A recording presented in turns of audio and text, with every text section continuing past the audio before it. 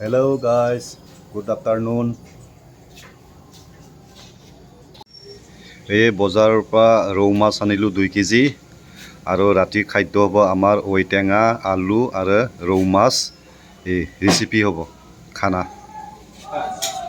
এতিয়া মই ৰৌ মাছ ফ্ৰাই কৰি আছোঁ।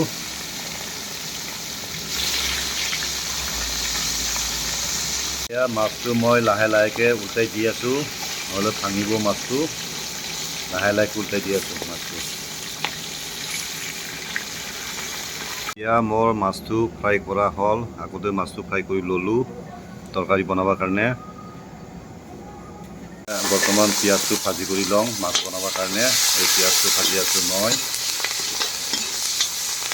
দি লওঁ পিঁয়াজ ফ্ৰাই কৰাতে ৰং গুড়াটো দি লৈছোঁ মই। মিলাই দিলোঁ ৰং গুড়া দি।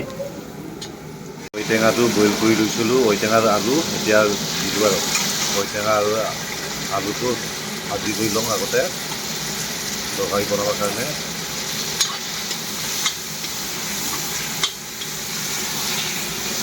দি লৈছোঁ আগতে তৰকাৰীত। পুৰাকৈ ভাজিলোঁ, এতিয়া পানী দিলোঁ তৰকাৰীত। দিলোঁ তৰকাৰীত। এতিয়া লাহেকৈ হিলাই দিলোঁ আৰু মই মাছৰ তৰকাৰী। আজি হ'ল তৰকাৰীটো হ'ল ঔটেঙা আলু আৰু ৰৌ মাছ ৰেচিপি। ধুনীয়াকৈ বনাইছোঁ দেই। আজি বহুত ভাল লাগিব খাই, কিন্তু বহুত টেষ্ট হ'ব। ইয়াৰ ঔটেঙা লগত আলু ৰেচিপি ৰৌ মাছ ধুনীয়াকৈ বনাইছোঁ আজি খানা। বহুত টেষ্ট হ'ব খাবলৈ আজি। মই নিজে বনাইছোঁ। এই ৰৌ মাছ, এইটো ৰৌ মাছ।